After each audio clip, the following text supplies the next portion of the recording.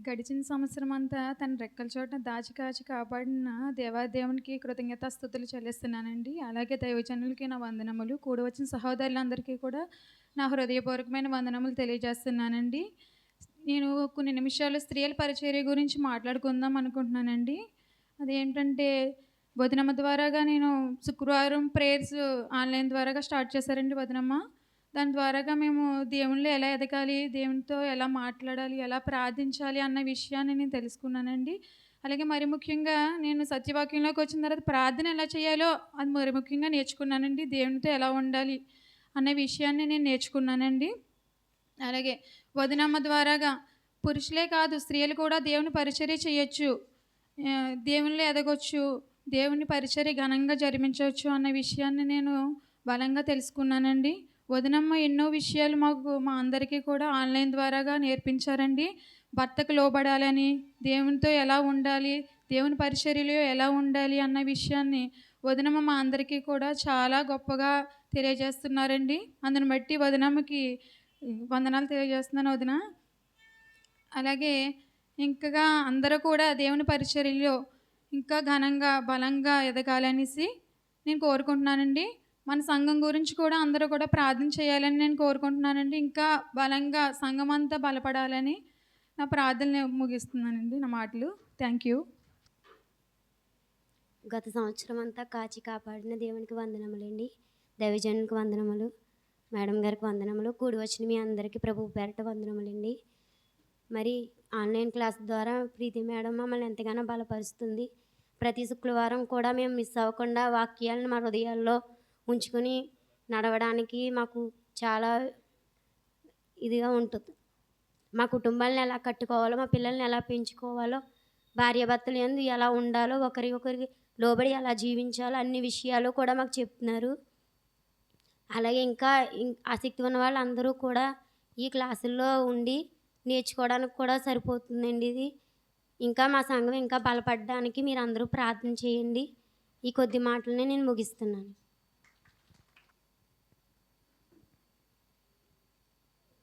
ముందుగా దేవాది దేవునికి నా వందనములు, దైవ సేవకులకు నా వందనములు, కూడి వచ్చిన సహోదరులందరికీ నా వందనములు చెల్లించుకుంటున్నామండి.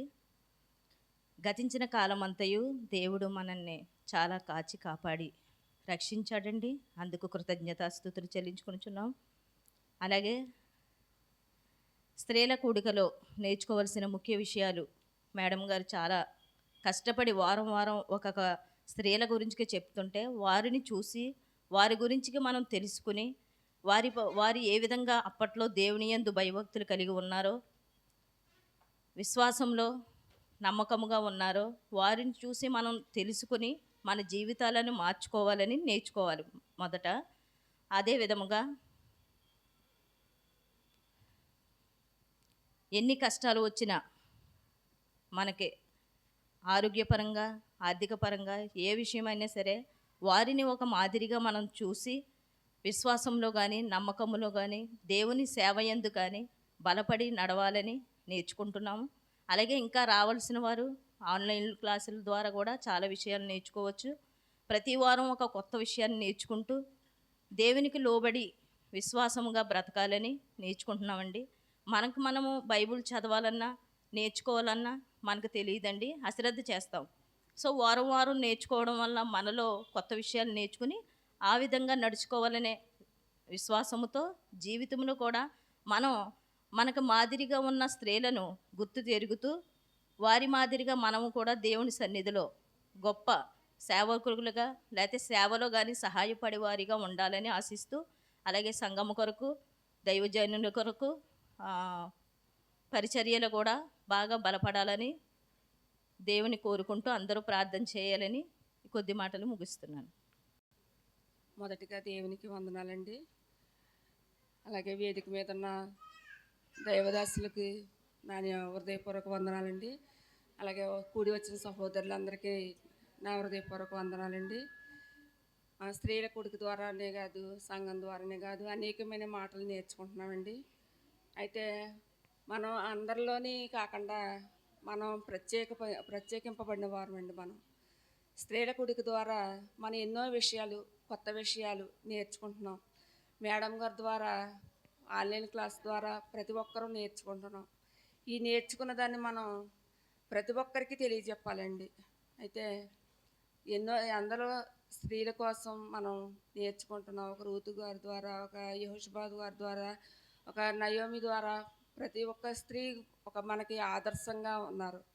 వారిని బట్టి మేము తెలుసుకోవాల్సింది ఏంటంటే మనం ఎలా నడుచుకోవాలి, మన కుటుంబం ఎలా సర్దిద్దుకోవాలి, మన కుటుంబంలో మనం ఎలా జీవించాలి, అలాగే మన పిల్లల్ని ఎలా పెంచుకోవాలి, అలాగే మనం మన ప్రక్కవారితో ఎలా మాట్లాడాలి అనేసి ప్రతి విషయాన్ని మనం అర్థం చేసుకుని దాని ప్రకారంగా జీవిస్తూ అనేక మందికి మాదిరిగా మనం ఉండాలి.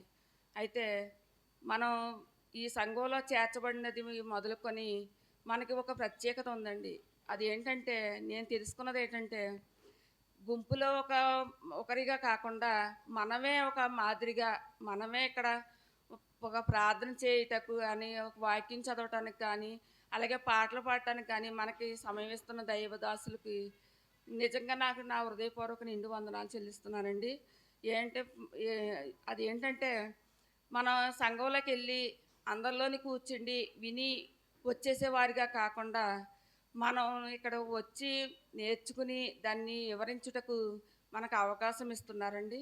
అలాగే అనేక మందిని కూడా మనం ఈ సంఘంలో చేర్చాలని, ప్రతి ఒక్కరిని మనం సంఘంలో నిలబెట్టాలని, అలాగే దైవదాసులు అనేక చోట్లకు వెళ్ళి పరిచర్య చేస్తుండగా మనందరం కూడా పాలుభాగస్తులు అవ్వాలని, అలాగే మేడం గారి ద్వారా నేర్చుకున్న ప్రతి వాక్యాన్ని మనం శ్రద్ధగా విని అనేక మందికి తెలియపరచాలని, అలాగే ప్రతి విషయాన్ని మనం దేవునిలో మనం ఎదుగుటకు, అలాగే మేడం గారు చెప్పే ఆన్లైన్ క్లాసులోకి ప్రతి ఒక్కరిని చేర్చాలని ఈ కొద్ది మాటలో నేను ముగిస్తున్నానండి.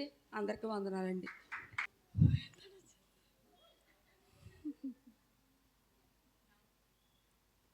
దేవునికి వందనాలండి. ఇక్కడికి వచ్చిన ప్రతి ఒక్క సంఘస్థులకు వందనాలండి.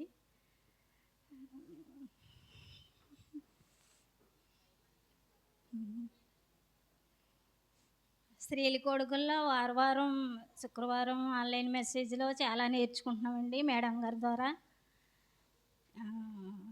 ఆ ఎగ్జామ్స్ పెడుతుండగా చాలా దేవుడి మాటలు తెలుసుకుంటున్నామండి.